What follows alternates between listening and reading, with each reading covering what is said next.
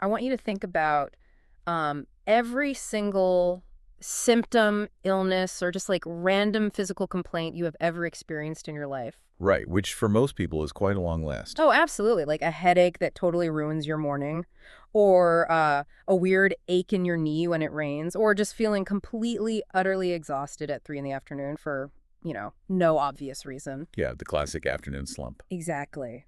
So what if I told you that every single one of those things could ultimately be boiled down to just 4 basic categories? I mean, it sounds almost impossible when you put it like that, especially considering modern medicine categorizes, well, thousands upon thousands of distinct diseases, syndromes, and, sub-syndromes. Right. We want a very specific label for everything. We really do. Yeah. We are so used to having a hyper-specific label for every individual ailment.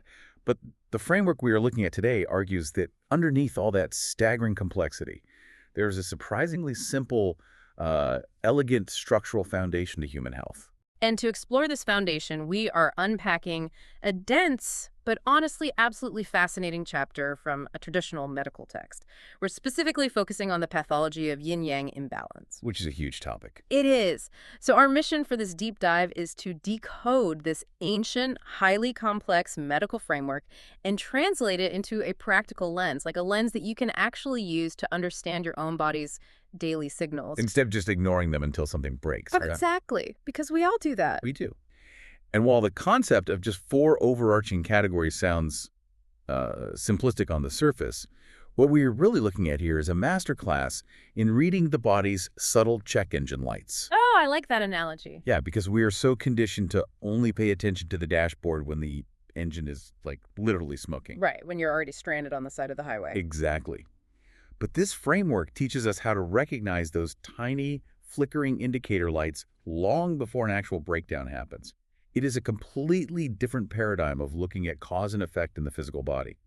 Okay, let's unpack this. Because to get to that point, to understand how thousands of diverse symptoms fit into just 4 boxes, we actually have to completely unlearn some basic vocabulary. Oh, definitely. The terminology can really trip people up. Yeah, specifically how we use the words excess and deficiency. I mean, we throw those words around all the time in the West, but in this system, they mean something entirely different. They really do. So the foundation of this entire diagnostic system rests on 4 pillars, which are the 4 primary imbalances. You have excess of yang, deficiency of yang, excess of yin, and deficiency of yin. Okay, 4 pillars. Right. But you are spot on about the terminology trap. If I tell you that you have an excess of something right now, Yeah. you would probably assume you just have too much of your own natural energy or substance. Right, right. Like if I drank 3 espressos, I'd say I have an excess of energy. Like I'm bouncing off the walls with my own caffeine-fueled vitality. Exactly. But in this pathology, excess does not mean you have an overabundance of your own normal energy. It strictly means a pathogenic factor has invaded your system. Wait, so it's not me? No, it is a foreign presence that does not belong there. Conversely, a deficiency means a lack of your body's normal physiological substances. Ah, okay. It means you are missing something that should naturally be there to keep the machinery running. Things the text refers to as your normal yang qi, which is your active metabolic life force, or your yin fluids and essence, which are your deep structural reserves. Okay, so tell me if this works as a baseline before we get into the weeds here. Sure, go ahead. An excess is essentially like having a burglar break into your house. Oh, that's good. Right. It is foreign presence that has entered from the outside or, maybe formed inside, and it is actively causing chaos. You have an excess of people in your house. Yes. But a deficiency is like forgetting to pay your electric bill. It is a lack of your own essential resources. The power is draining out, and the house just, stops functioning. Are we getting that right? That is a highly effective way to conceptualize the baseline, yeah. It perfectly maps to how the system describes heat and cold patterns. Okay, how so? Well, when we talk about an excess of yang, the clinical term is full heat. That is your burglar. It is a pathological, invasive heat causing active trouble. The burglar setting fires in the living room. Exactly. But a deficiency of yang is called empty cold. That is the power outage. You just don't have enough of your own physiological heat to keep the house warm, so a deep chill sets in. Oh, I see. Yeah, the furnace is broken. There's no winter storm blowing through the window. You just can't generate your own heat. Got it. So we established the definitions with the burglar and the power outage, but the reality is much more physiological. The yang in an excess condition is a pathological invader, but the yang in a deficiency is your natural, healthy life force that you are lacking. Precisely. You have to intellectually separate the foreign Right. invader, so the full condition, from a depletion of your own internal resources, the empty condition. So let's look specifically at yang through that lens, because Oh, in this framework, yang represents the heat, the fire, the active, moving energy of the body, right? yes, exactly. So when things go wrong with yang, what does the pathology actually look like for you and me? Well, let's start with full heat, the excess of yang. This can come from the outside environment. The text uses terms like wind heat or summer heat. Like getting sick from the weather? Sort of. In practical terms, think of wind heat as an external pathogen, like a sudden virus that brings on a rapid high fever, sore throat, and sweating. It strikes fast, like a sudden wind. Okay, that makes sense. But full heat can also be internally generated. And this is where it gets very relevant to our daily lives. Internally generated heat. Wait, how does the body just suddenly decide to manufacture a heat wave? Well, it is usually triggered by specific, prolonged lifestyle factors. Emotional stress and dietary irregularities are like massive drivers here. Oh, of course, stress. It's always stress. Always. The framework describes conditions like heart fire or liver fire, and the mechanism is actually quite intuitive. Think about what happens when you are intensely angry, frustrated, or stressed for a long period. My shoulders end up practically at my ears. Exactly. Your muscles tense up, your blood pressure rises, your breathing gets shallow. That prolonged stagnation creates physiological friction. Heat. Heat. That makes total sense. When you are furious, your face literally gets red and hot. So that emotional friction manifests as liver fire. You've got it. And the symptoms of this full heat are very active and pronounced. You would feel physically hot all the time, experience intense thirst for cold drinks, and your body would try to vent that heat, which can lead to dark, concentrated urine. Yikes. So it's very aggressive. Very. Your system is basically fighting off that active heat pathogen, and the collateral damage is a lot of consumed fluids. The primary organs that take the hit in this state are the heart, liver, lungs, and stomach. So that is the active full heat scenario, the burglar. Let's look at the empty cold scenario, the deficiency of yang. Why would our internal furnace just, start failing? If you trace a yang deficiency back to its origin, you usually find one of three habits or circumstances. Okay, what's the first one? First, dietary factors. Specifically, the excessive consumption of cold, raw foods. Okay, and the second? Second, excessive physical work that drains your core energy. And third, it can be caused by a lingering, full cold pathogen, like an untreated illness, that just stays in the body too long and eventually damages your natural metabolic heat. Wait, I need to pause on that first one because this raises an important question. Sure. If I'm eating a ton of ice cream or drinking iced coffees all day or even eating massive raw salads, literally things with a cold temperature or raw nature, the text is saying I can actually drain my body's physiological heat and create a yang deficiency. Yes. It's not just about, the temporary temperature of my mouth. No, not at all. Yeah. We really need to rethink how we view digestion. Yeah. Your stomach operates like a cooking pot. A cooking pot, okay. Right. It requires warmth, a physiological fire, to break down, transform, and transport food and fluids so your body can extract nutrients. If you constantly dump ice-cold water or heavy raw foods into that system, the stomach is shocked. Oh, because it has to heat the soup up to 98.6 degrees before it can even start working on it. Exactly. And to do that, your body has to expend its own precious yang qi, its metabolic battery, just to warm that food up. Wow. Doing that once in a while is fine. But over time, repeatedly forcing your body to act as an internal microwave is like leaving the refrigerator door open in the middle of summer. The motor just runs constantly. Yes, the motor has to work so incredibly hard to maintain the temperature that eventually the motor itself burns out. That burnout is your yang deficiency, Right. empty cold. So I caused the power outage by making the furnace work overtime against all the ice water I kept throwing at it. That's the reality of it, yeah. That is completely wild, and it really makes you rethink every icy drink you reach for after a workout. So, what happens when the furnace burns out? Well, the symptoms reflect a failing engine. You will feel cold constantly. You'll have a strong, persistent desire for warmth. Your limbs and extremities will be cold because the heart can't push the energy out, and your fluids won't be processed properly. That sounds miserable. It is. The organs that suffer most when this physiological fire dwindles are the heart, spleen, lungs, kidneys, and stomach. Okay, so if yang is the body's fire and energy, the other half of this equation is yin.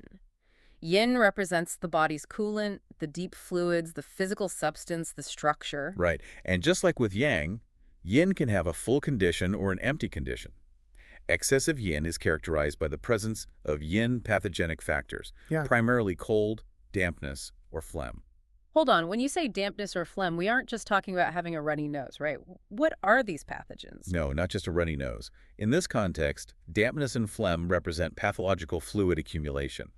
It can be an external invasion, like wind cold or cold dampness. Give me an example of that. Imagine being caught in a freezing rainstorm and staying in those wet clothes.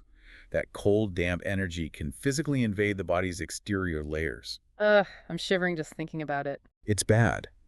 It can even bypass the exterior entirely and directly invade the interior, hitting the stomach or intestines, causing sudden cramping and digestive distress. Or it can invade the channels and joints, which causes something called painful obstruction syndrome. Okay, so when someone says, I know a storm is coming because my bad knee is aching, they are literally feeling that environmental cold and dampness obstructing the joint. That is exactly the mechanism. The cold causes stagnation, Makes sense. and stagnation causes pain. Wow. The symptoms of excess yin are what you would expect from a cold, damp invader. Feeling intensely cold, cold limbs, severe, localized pain, and a feeling of heaviness. It primarily affects the stomach, lungs, intestines, and uterus. All right, so that's the full cold invasion. Let's shift to the empty condition for yin, the deficiency of yin, because Yeah. honestly, reading this part of the source material felt like looking in a mirror. I think a lot of people feel that way. Yeah, we're talking about the depletion of the body's coolants, the Right. body fluids, the essence, the blood. What's fascinating here is the mechanism behind this specific depletion. Because the framework plainly states that a primary cause of yin deficiency in Western patients is overwork. Not a virus, not some rare genetic predisposition, just the standard daily grind. Just the grind. And we have to look at why overwork does this. When we talk about overwork here, we are talking about long hours, high stress, constant mental stimulation, often combined with, inadequate rest. Pretty much everyone's life right now. Exactly. That lifestyle keeps your sympathetic nervous system, your fight or flight response, constantly engaged. Your body's basically idling at 4,000 RPMs all day long. You are running the engine hot. And when you run an engine hot for years without giving it time to cool down and regenerate, that constant low-grade internal friction literally evaporates the body's deep fluids. It consumes the yin. It just boils it away. Slowly, yes. The timeline is crucial here. Yin deficiency usually develops very slowly, over years or even decades. The only real exception is if you have a sudden, intense febrile disease where a massive fever rapidly boils away your fluids. But for most of us, it is a slow, steady draining of the reservoir. Right. You are burning the candle at both ends, and eventually the wax is gone. And when the wax is gone, you dry out. I mean, the clinical manifestations are largely based on dryness. A dry mouth or throat in the afternoon, dry skin, dry eyes. It's all about a lack of moisture. Think about how relatable that is for you listening right now. That scratchy throat or gritty feeling in your eyes at 3 p.m. when you've been staring at a screen for 8 hours. We just chug more water and think we are dehydrated. But it's deeper than that. Exactly. According to this logic, it might not just be a lack of daily H2O. It could be the culmination of years of chronic stress evaporating your deep structural coolant. And if that yin deficiency persists and the coolant keeps dropping, it leads to a much more severe condition called empty heat. Because without coolant, the natural heat of the body has nothing to keep it in check. Spot on. When the yin is so depleted it can no longer anchor and cool the natural yang, that natural yang flares up out of control. It creates an illusion of a full heat excess. So you feel like there's a burglar, but there isn't. Exactly. You start feeling hot, especially in the afternoon or evening. You get night sweats. You might get a red flush on your cheeks. You get a dry mouth. But strangely, you only want to drink water in small sips, not big gulps. Oh, that's weird. Why is that? Because you are hot, but not because you have a heat pathogen. You are hot because your coolant is completely gone. The fluids can't be absorbed properly in massive amounts. That is so interesting. And there is a very specific visual way to spot this, right? The tongue test. Oh, yes. The tongue is an incredibly accurate diagnostic mirror for the body's interior. A normal, healthy tongue has a thin, slightly white coating. Like a normal film. Right. That coating is a manifestation of healthy digestion and healthy stomach fluids. If you look in the mirror and your tongue has no coating at all, If it looks peeled, glossy, or totally bare, that indicates your yin, your fluids, are deficient. No coating equals no coolant. Correct. And the color of the tongue body tells the rest of the Yeah. story. If the tongue has no coating but the flesh is a normal pink color, you just have yin deficiency. The coolant is low, but the engine hasn't overheated yet. What if it's red? If the tongue has no coating and the flesh is dark red, it means that yin deficiency has progressed and generated that empty heat. The heat is now visibly manifesting in the tissue. The organs most vulnerable to this are the heart, lungs, kidneys, liver, and stomach. It is like reading the rings of a tree. The history of how you have treated your nervous system is right there on your tongue. It really is. Okay, so we have looked at the fire and the coolant as separate concepts, but the body is a closed ecosystem, right? Yin and yang do not exist in a vacuum. What happens when these imbalances start colliding? Well, the framework establishes a very strict rule of mutual consumption. Yin and yang are locked in a constant dynamic dance.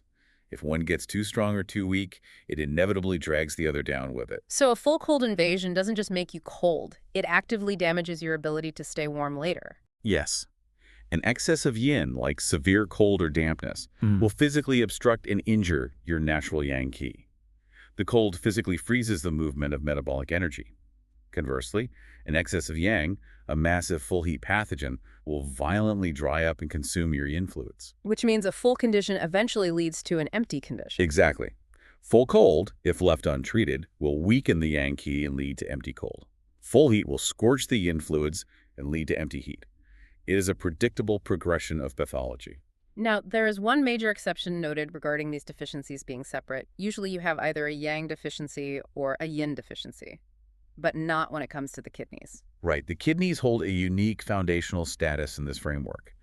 They are considered the root, the ultimate origin of all the yin and yang energies of the entire body. They're like the master battery. Exactly. They store the deepest essence. Because they are the root source of both the physiological fire and the physiological water, a deficiency in the kidneys often involves a deficiency of both yin and yang simultaneously. So everything is just drained. Yeah.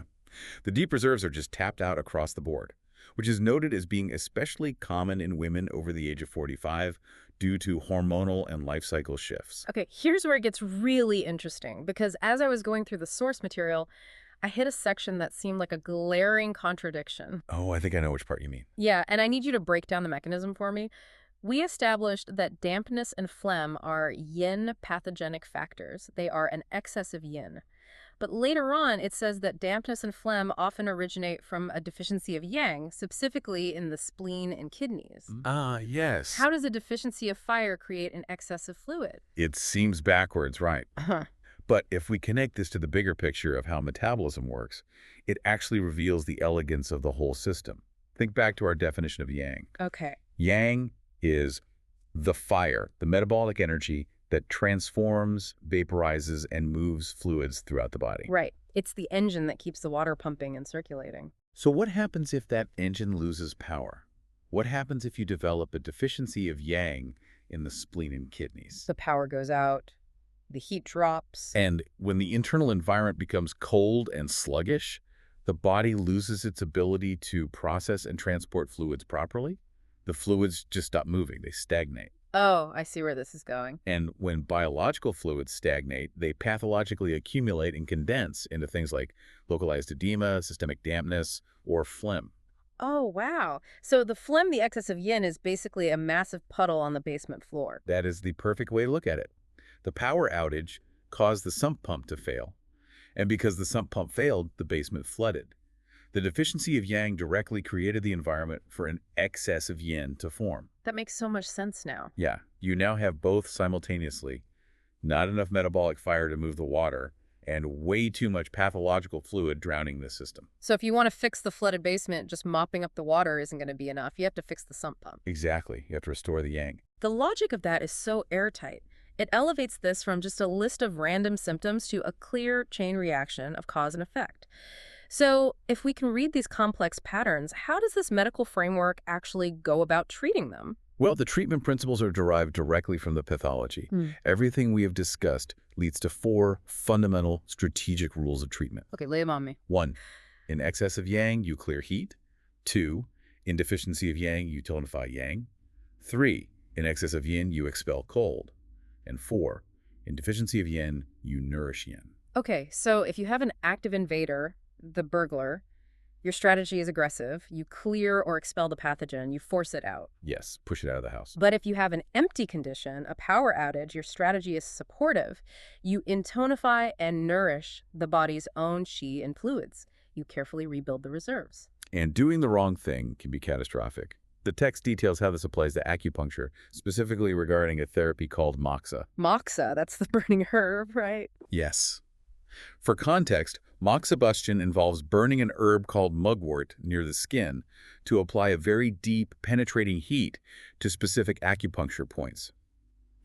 The rules for when a practitioner uses moxa are strictly dictated by this yin-yang balance. Well, I would assume you don't use a burning herb if someone already has too much heat. That is the golden rule. You do not add fire to a heat condition.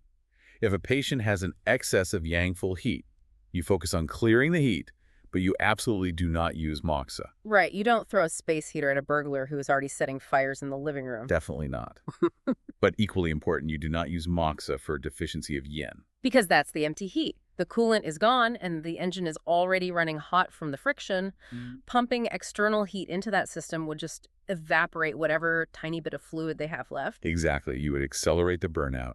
Conversely, you absolutely do use moxa for a deficiency of yang to manually build that physiological fire back up, and for an excess of yin to help melt and expel the cold, damp invader. So what does this all mean for treating those really complex, progressed conditions?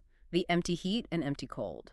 Because you can't just apply one simple rule to those. No, they require a dual strategy.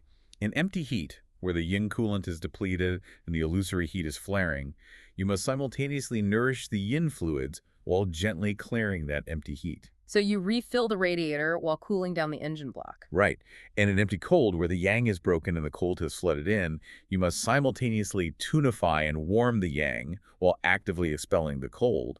You fix the furnace while shoveling the snow out of the living room. It is like a strategic game of chess. Modern medicine might look at a headache and just throw a painkiller at it, but this system analyzes the entire board to figure out if that headache is from a full heat invader, a cold damp obstruction, a burned out furnace, or an empty coolant tank.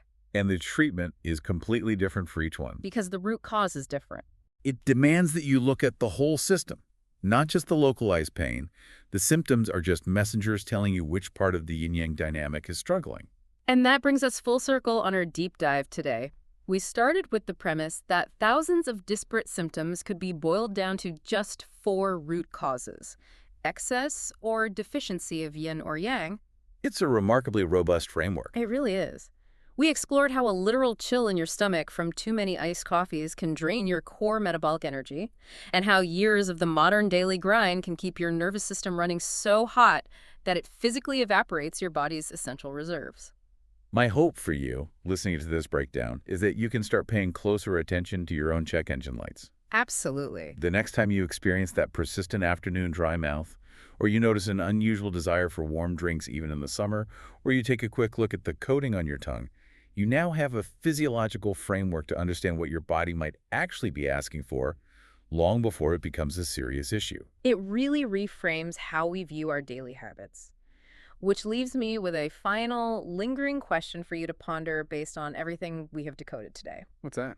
Well, if chronic stress and overwork quietly drain our yin, and relying on endless iced coffees or cold, raw diets drains our yang, how many of our standard, celebrated modern lifestyle habits are actually secret recipes for creating empty heat or empty cold? That is a great question. The next time you reach for that massive glass of ice water to push through a 12-hour workday, you might just want to pause and ask yourself, am I feeding a burglar or am I causing a power outage?